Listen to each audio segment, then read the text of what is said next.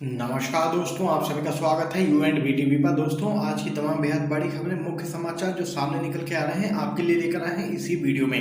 तो दोस्तों, खबरों का सिलसिला शुरू करते हैं और यहां पर आपको पहली बड़ी खबर बताते चलें। इस समय की दोस्तों बेहद बड़ी खबर आप सभी को बताते चलें।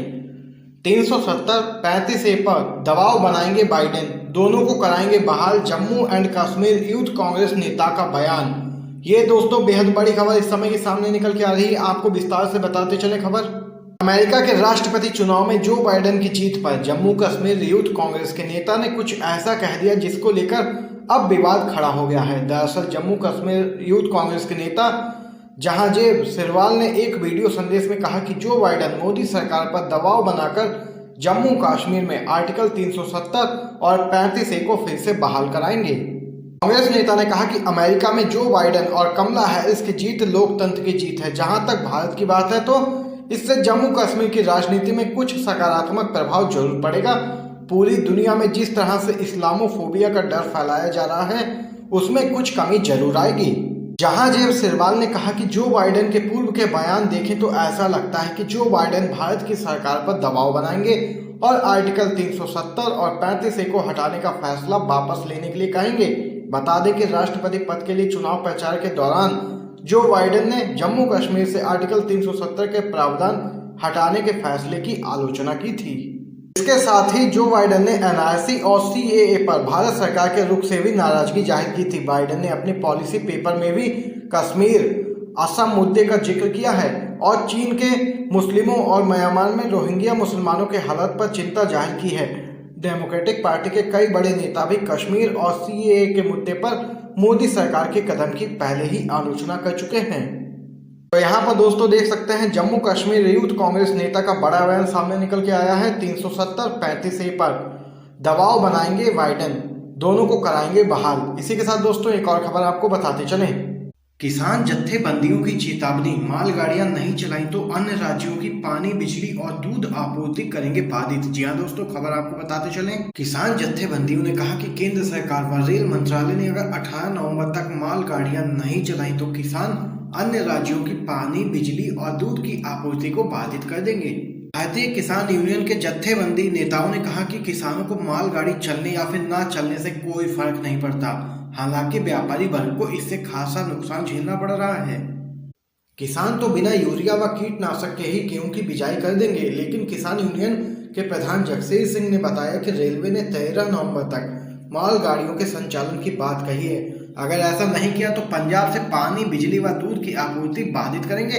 इसके अलावा सूबे के किसान देश के 556 किसान संगठनों के साथ 26 व 27 नवंबर को दिल्ली की ओर कूच कर कृषि कानून रद्द करने के लिए केंद्र की मोदी सरकार को मजबूर करेंगे। ये बड़ी खबर दोस्तों पंजाब से सामने निकल के आई है, जहां पर किसानों ने ये बड़ा ऐलान किया है। इसी के साथ दोस्तों एक और खबर आपको बताते चलें। बड़ी खबर दोस्तों आ रही है इस समय की तेलंगाना की छात्रा की खुदकुशी पर बोले हैं राहुल। नोटबंदी और देशबंदी से बीजेपी सरकार ने अनगिनत घर उजाड़ दिए। आपको दोस्तों खबर विस्तार से बताते चलें। तेलंगाना की छात्रा की खुदकुशी पर राहुल गांधी ने अपनी प्रतिक्रिया दी है। उन्होंने ट्वीट कर कहा कि इस अत्यंत दुखद घड़ी में इस छात्रा के परिजनों को उनकी संवेदनाएं। आपको बताते चलें दोस्तों, जानबूझकर की गई नोटबंदी और देशबंदी से बीजेपी सरकार ने अनगिनत घर उजाड़ दिए हैं, यही सच्चाई है। तेलंगाना के सादनगर में लेडी श्री राम कॉलेज में पढ़ रही एक 19 वर्षीय छात्रा ऐश्वर्या ने कथित तौर पर अपने घर में बीते 2 नवंबर को आत्महत्या कर ली थी। आपको बताते चले दोस्तों, ऐश्वर्या के पिता ने बताया कि वो पढ़ने में बहुत अच्छी थी, लेकिन कर्ज लेकर वो उसे पढ़ा रहे थे, जिससे कि उनकी आर्थिक स्थिति अच्छी भी नहीं थी और वह एक मोटर मैकेनिक है।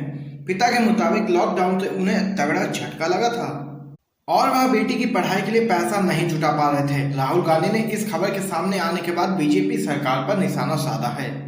वहीं दोस्तों इसी के साथ आपको बताते चलें, कांग्रेस के पूर्व अध्यक्ष राहुल गांधी ने बिहार में महागठबंधन के सहयोगी और महागठबंधन की तरफ से मुख्यमंत्री पद के उम्मीदवार राष्ट्रीय जनता दल के नेता तेजस्वी यादव को जन्मदिन की बधाई देते हुए उन्हें उज्जवल भविष्य की शुभकामनाएं भी दी हैं। दोस्तों आपको बताते चले, तेजस्वी यादव अपना 31वां जन्मदिन मना रहे हैं, जिसको लेकर राहुल गांधी ने उन्हें बधाई दी है। इसी के साथ दोस्तों अगली खबर जान लेते हैं।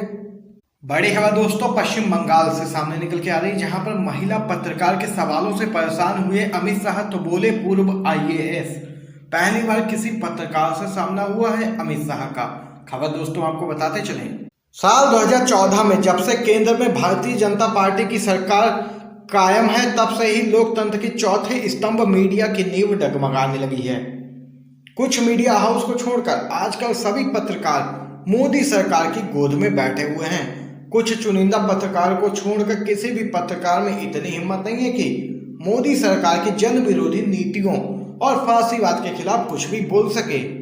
देश के गृह मंत्री अमित शाह का एक इंटरव्यू सोशल मीडिया पर काफी वायरल हो रहा है, जिसमें वीडियो में देखा जा सकता है कि एक महिला पत्रकार पश्चिम बंगाल विधानसभा चुनाव से लेकर कई मुद्दों तक उनसे ऐसे सवाल पूछ रही है जिसे सुनकर अमित शाह के पसीने छूट गए। महिला पत्रकार इसमें पूछ रही है कि आप पश्चिम बंगाल की बात करते हैं लेकिन आप उत्तर प्रदेश और अन्य भाजपा शासित राज्यों को भूल जाते हैं। वहां पर किस तरह से हत्याएं हो रही हैं, लेकिन भाजपा हमेशा पश्चिम बंगाल की छवि को धूमिल करने की कोशिश में लगी रहती है। वीडियो में साफ तौर पर देखा जा सकता है कि महिला पत्रकार द्वारा उन पर दागे गए सवालों का जवाब देने में अमित शाह पूरी तरह से घबराए और बौखलाए हुए हैं। ऐसा प्रतीत होता है कि शायद ऐसे पत्रकार से उनका सामना पहली बार हुआ है। इस वीडियो को पूर्व IAS अधिकारी सूर्य प्रताप ने ट्वीट कर लिखा कि पहले तो पूर्व में दिए सवाल चम्मच से परोसे जाते थे, आज एक महिला पत्रकार से सामना हुआ तो अमित शाह के छक्के छूट गए। इसी के साथ दोस्तों एक और बड़ी खबर आप सभी को बताते चलें। बड़ी खबर दोस्तों कर्नाटक से सामने निकल के आ रही है, जहां पर आपको बताते चलें सिद्धारमैया का दावा, बिहार चुनाव के नतीजे आते ही मुख्यमंत्री पद से हटाए जाएंगे येदियुरप्पा। जी हाँ दोस्तों, आपको बताते चलें कांग्रेस के वरिष्ठ नेता सिद्धारमैया ने एक बार पुनः दावा किया है कि 10 नवंबर को जैसे ही बिहार चुनाव के नतीजे आएंगे उसके बाद भारतीय जनता पार्टी कर्नाटक में अपना मुख्यमंत्री बदल देगी। बिहार चुनावों के नतीजों के बाद होगा बदलाव। जी हाँ दोस्तों, सिद्धारमैया ने कहा कि उन्हें सूचना मिली है कि 10 नवंबर को बिहार चुनाव के नतीजे आने के बाद बड़ा बदलाव होगा। परिवर्तन के लिए लंबे समय से बातचीत की जा रही है।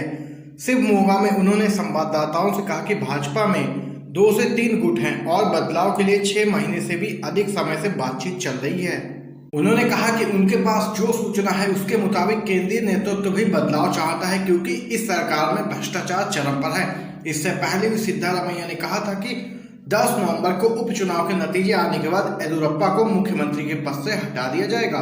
वहीं इसके बाद अटकलें ये भी लगाई जा रही हैं कि 77 वर्षीय येदियुरप्पा की आयु को देखते हुए उन्हें पद से हटाया जा सकता है।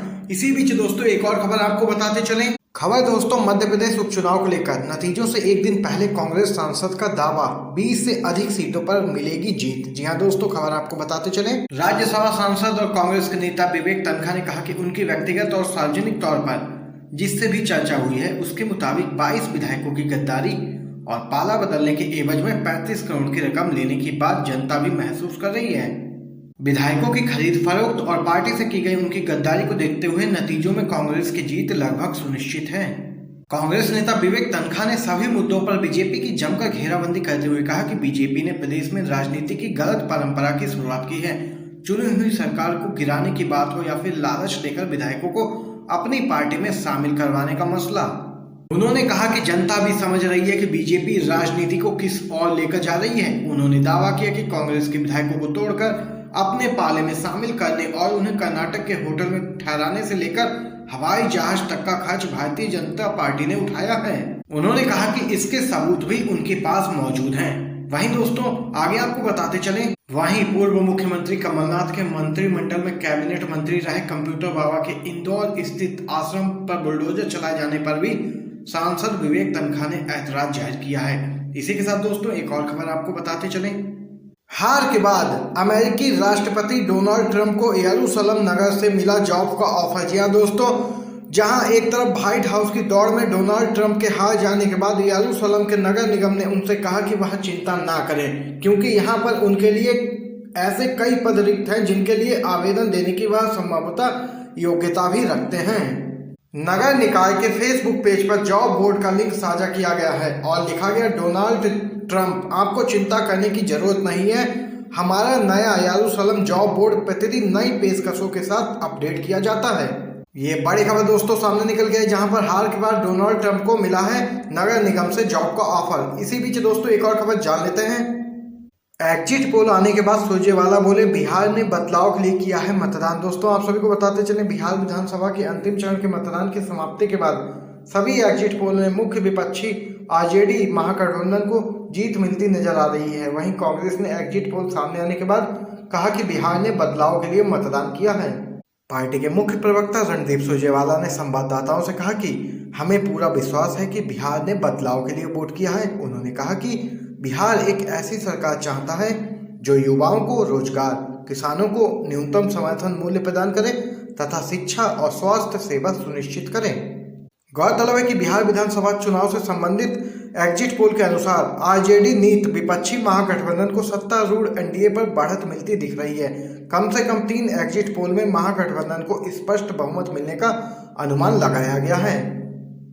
यहाँ पर दोस्तों आज की तमाम बेहद बड़ी खबरें आप लोगों ने जानी है आपके अपने यूट्यूब चैनल UNDV टीवी पर। दोस्तों वीडियो पसंद आया हो वीडियो को लाइक कीजिएगा और इन खबरों को अपने सभी दोस्तों तक जरूर पहुंचाइएगा। दोस्तों वीडियो देखने के लिए आप सभी का बहुत बहुत धन्यवाद।